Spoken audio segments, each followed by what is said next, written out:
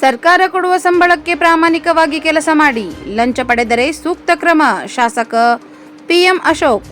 ಬೆಳಗಾವಿ ಜಿಲ್ಲೆ ರಾಮದುರ್ಗ ಪಟ್ಟಣದ ಮಿನಿ ವಿಧಾನಸೌಧದ ತಹಸೀಲ್ದಾರ್ ಕಾರ್ಯಾಲಯದಲ್ಲಿ ಶನಿವಾರ ಗ್ರಾಮ ಆಡಳಿತಾಧಿಕಾರಿಗಳಿಗೆ ಏರ್ಪಡಿಸಿದ್ದ ಲ್ಯಾಪ್ಟಾಪ್ ವಿತರಣಾ ಕಾರ್ಯಕ್ರಮದ ಅಧ್ಯಕ್ಷತೆ ವಹಿಸಿದ ಶಾಸಕ ಅಶೋಕ್ ಪಟ್ಟಣ್ ಮಾತನಾಡಿದರು. ಕೈಬರಹದ ಮುಖಾಂತರ ಗ್ರಾಮ ಆಡಳಿತಾಧಿಕಾರಿಗಳು ಸರ್ಕಾರದ ಯೋಜನೆಗಳನ್ನು ಸಾರ್ವಜನಿಕರಿಗೆ ತಲುಪಿಸಲು ವಿಳಂಬವಾಗುವುದನ್ನು ಅರಿತು ತ್ವರಿತಗತಿಯಲ್ಲಿ ಜನತೆಗೆ ಸೇವೆ ಒದಗಿಸುವಂತಾಗಲು ಕಂದಾಯ ಇಲಾಖೆ ಲ್ಯಾಪ್ಟಾಪ್ ವಿತರಣೆ ಮಾಡಲಾಗಿದೆ ಎಂದು ವಿಧಾನಸಭೆ ಮುಖ್ಯ ಸಚೇತಕ ಶಾಸಕ ಅಶೋಕ್ ಪಟ್ಟಣ್ ಹೇಳಿದರು. ಆಸ್ತಿಯ ಹಳೆ ದಾಖಲೆಗಳು ಆಸ್ತಿದಾರರ ಜೀವನ ಇದ್ದಂತೆ. ರೈತರ ಜನತೆಯ ಹಳೆ ದಾಖಲೆಗಳನ್ನು ಗಣಕೀಕರಣ ಮಾಡುವ ಸಂದರ್ಭದಲ್ಲಿ ಜಾಗೃತೆ ವಹಿಸಿ ಲೋಪಗಳು ಉಂಟಾಗದಂತೆ ನೋಡಿಕೊಳ್ಳಬೇಕು ಎಂದು ಕಿವಿಮಾತು ಹೇಳಿದ ಅವರು, ಕೆಲವು ಸಂದರ್ಭದಲ್ಲಿ ಜನತೆ ಅಷ್ಟೇ ಅಲ್ಲದೆ ಸರ್ಕಾರದ ಉದ್ದೇಶಕ್ಕಾಗಿ ಜನಪ್ರತಿನಿಧಿಗಳು ಕೇಳಿದರೂ ದಾಖಲೆಗಳು ಲಭ್ಯವಿಲ್ಲ ಎಂಬ ಉತ್ತರ ಬರುತ್ತದೆ. ಇನ್ನು ಮುಂದಾದರೂ ಅಂತಹ ಪ್ರಸಂಗಗಳು ಎದುರಾಗದಂತೆ ಸಂಬಂಧಪಟ್ಟ ಇಲಾಖೆಯ ಅಧಿಕಾರಿಗಳು ನೋಡಿಕೊಳ್ಳಬೇಕು ಎಂದು ತಿಳಿಸಿದರು.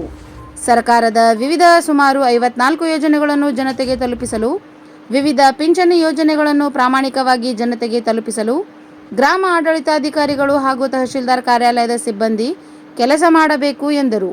ಗ್ರಾಮೀಣ ಪ್ರದೇಶದ ಜನತೆಗೆ ವಿವಿಧ ಸೇವೆಗಳನ್ನು ಒದಗಿಸಲು ಗ್ರಾಮ ಆಡಳಿತಾಧಿಕಾರಿಗಳು ಹಾಗೂ ತಹಶೀಲ್ದಾರ್ ಕಾರ್ಯಾಲಯದ ಸಿಬ್ಬಂದಿ ಅಧಿಕ ಲಂಚದ ಬೇಡಿಕೆ ಇಡುತ್ತಿದ್ದಾರೆ ಎಂಬ ಆರೋಪ ಜನತೆಯಿಂದ ಕೇಳಿಬರುತ್ತಿದೆ. ಸರ್ಕಾರ ಕೊಡುವ ಸಂಬಳಕ್ಕೆ ಪ್ರಾಮಾಣಿಕವಾಗಿ ಕೆಲಸ ಮಾಡಬೇಕು. ಒಂದು ವೇಳೆ ಲಂಚ ಪಡೆದುಕೊಳ್ಳುವುದು ಸಾಬೀತಾದರೆ ಸೂಕ್ತ ಕ್ರಮ ತೆಗೆದುಕೊಳ್ಳಬೇಕಾಗುತ್ತದೆ ಎಂದು ಶಾಸಕ ಅಶೋಕ್ ಪಟ್ಟಣ್ ಹೇಳಿದರು.